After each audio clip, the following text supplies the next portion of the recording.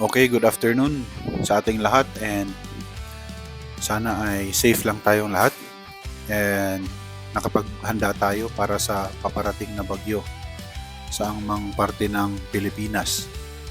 Keep safe and stay dry. Okay? So in this video, i-share ko lang yung spot ko for Garbana. Okay, meron akong dalawang spot sa Garbana, but recently mas naging paborito ko yung nasa lower na portion, especially nung naging 77 na ako, and I will show it to you right now. Okay,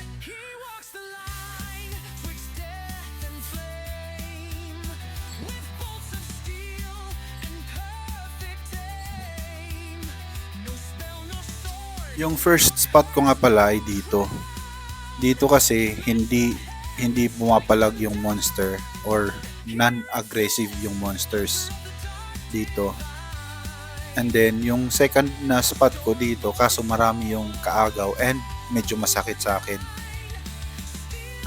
Yung monster na yon ay yung etong spirit na to. But right now, yung bagong paborito ko na spot ay dito sa baba.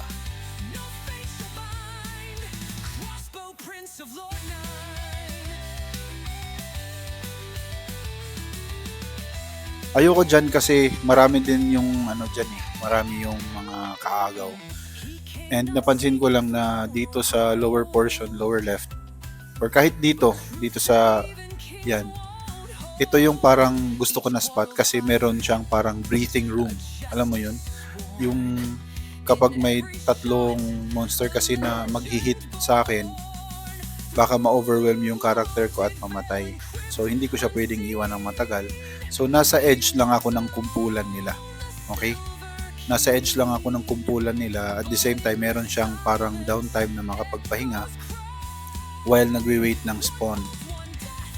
Pwede ko rin naman tong dalawa yung mode na pwede kong gawin kasi kung mapapansin nyo, meron ditong Argus Archer and then Argus Pikeman.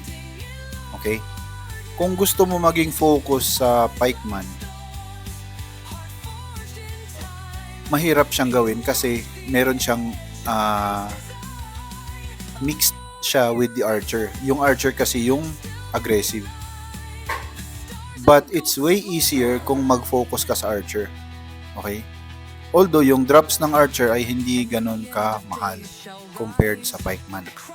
So nasa sayo na lang yon kung ano yung gusto mo. Gusto mo focused ka lang sa Archers or mixed. Okay?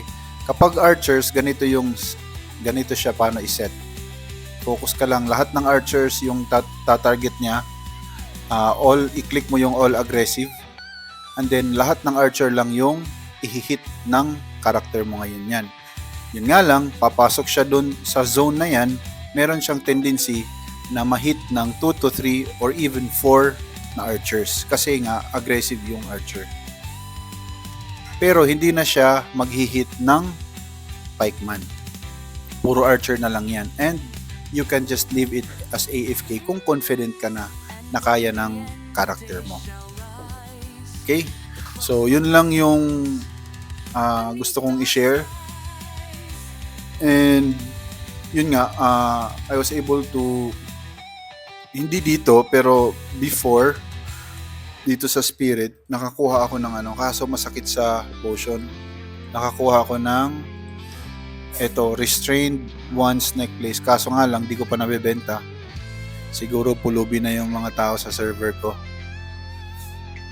So ayan, that's it for the video. And sana safe tayong lahat and keep grinding.